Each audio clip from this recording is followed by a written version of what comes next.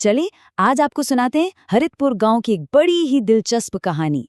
ये कहानी है एक जादुई पेड़ की और ये हमें मेहनत और लालच के बारे में एक बहुत जरूरी सबक सिखाती है।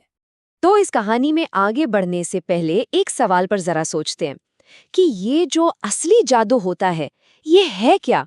क्या ये बस किस्मत है जो किसी पर मेहरबान हो जाती है, या फिर हमारी अपनी मेहनत में ही कोई जादू छिपा है? देखते हैं कहानी के आखिर तक, शायद इसका जवाब मिल जाए। तो हमारी कहानी शुरू होती है हरितपुर गांव से। वहां दो किसान रहते थे, गोपाल और भोलाराम। दोनों के सोचने और काम करने के तरीके में जमीन आसमान का फर्क था।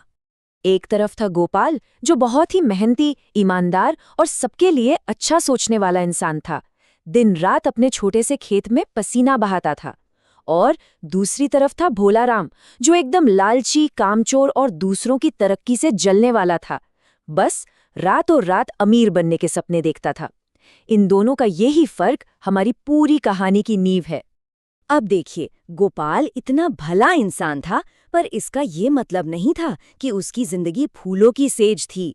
अरे नहीं, बहुत मुश्किलें थीं। कभी बाढ़ आ जाती और पूरी फसल बर्बाद हो जाती, तो कभी सूखे की वजह से जमीन बंजर हो जाती। लेकिन वो कभी हिम्मत नहीं हारता था। मानता था कि असली ताकत मुश्किलों से भागने में नहीं, उनका सामना करने में है। और फिर गोपाल की जिंदगी में एक ऐसा मोड़ आया जब उसकी एक छोटी सी नेकी ने उसे जादुई बीज दिला दिया। एक ऐसा बीज जो सब कुछ बदलने वाला था। हुआ ये कि एक दिन गोपाल को रास्ते में एक बेहद कमजोर और भूखे साधु दिखे। गोपाल के पास खुद के खाने के लिए बस 2 रोटियां थीं, लेकिन उसने एक पल भी नहीं सोचा और अपनी दोनों रोटियां उन्हें दे दी। उसकी इस दया और निस्वार्थ भाव से साधु बहुत खुश हुए और उन्होंने इनाम में उसे एक जादुई बीज दिया। लेकिन साधु ने जाते जाते बहुत जरूरी बात कही। उन्होंने कहा, ये एक जादुई बीज है। अगर इसे मेहनत से बोया जाए और प्यार से इसकी देखभाल की जाए तो ये तुम्हारी जिंदगी बदल सकता है। ध्यान दीजिए, सिर्फ बीज जादुई नहीं था, शर्त थी मेहनत और प्यार की। मतलब जादू अपने आप काम नहीं करने वाला था। गोपाल ने साधु की बात को गांठ बांध लिया। उसने पूरी लगन और प्यार से उस बीज की देखभाल की। तो चलिए अब देखते हैं कि उसकी इस मेहनत का उसे क्या मीठा फल मिला। तो गोपाल ने वो बीज बो दिया और रोज उसकी देखभाल करने लगा। कुछ ही हफ्तों में उस जगह से एक छोटा सा पौधा निकला, जिसकी पत्तियां सोने की तरह चमक रही थीं। और देखते ही देखते कुछ महीनों में वो नन्हा पौधा एक बड़ा, सुंदर और घना पेड़ बन गया।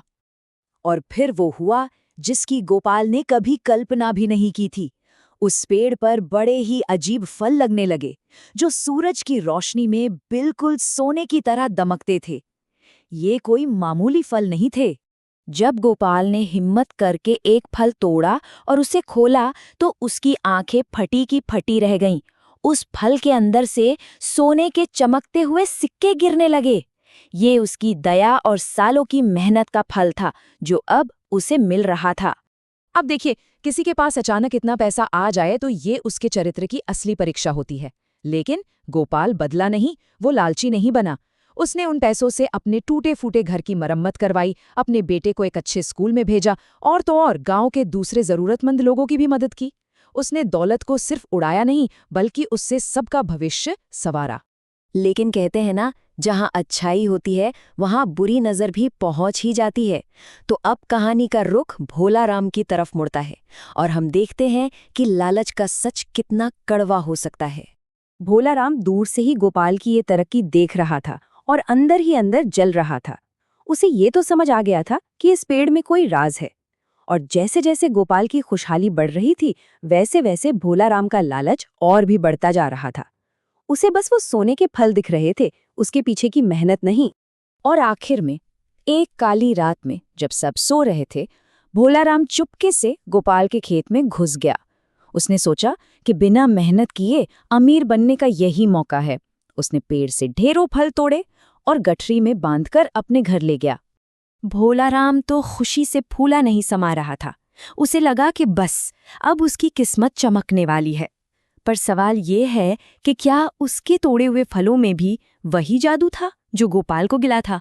जैसे ही भोलाराम ने घर जाकर पहला फल खोला, उसके अंदर से सोने की जगह क्या निकला? काले बेकार पत्थर। उसे अपनी आंखों पर यकीन ही नहीं हुआ। ये पेड़ सिर्फ मेहनत और ईमानदारी को पहचानता था, लालच और चोरी को नहीं। और ठीक उसी पल कमरे में एक तेज रोशनी हुई और वही साधु प्रकट हो गए। उन्होंने भोलाराम को देखकर कहा, लालची आदमी, ये पेड़ अपना फल सिर्फ मेहनती और ईमानदार इंसान को देता है। तुम्हें इसका सच्चा इनाम कभी नहीं मिल सकता। साधु की बातें सुनकर भोलाराम को अपनी गलती का एहसास हुआ, और यहीं हमारी कहानी अपने असली सबक पर पहुंचती है कि आखिर असली जादू है क्या। उस दिन के बाद भोलाराम पूरी तरह बदल गया। उसने गोपाल से माफी मांगी, चोरी और आलस का रास्ता हमेशा के लिए छोड़ दिया और मेहनत करनी शुरू कर दी। उसे समझ आ गया था कि सफलता का कोई शॉर्टकट नहीं होता। और आखिर में गोपाल गांव वालों से हमेशा यही कहता था कि उसके खेत में कोई जादुई पेड़ नहीं है, असली जादू तो मेहनत में होता है। हम अक्सर दूसरों की किस्मत या रातों रात मिली सफलता को देखते हैं, लेकिन उसके पीछे छिपे सालों के पसीने और मेहनत को नज़रअंदाज कर देते हैं। और वही मेहनत असली जादू है, जो किसी की भी जिंदगी बदल सकती है।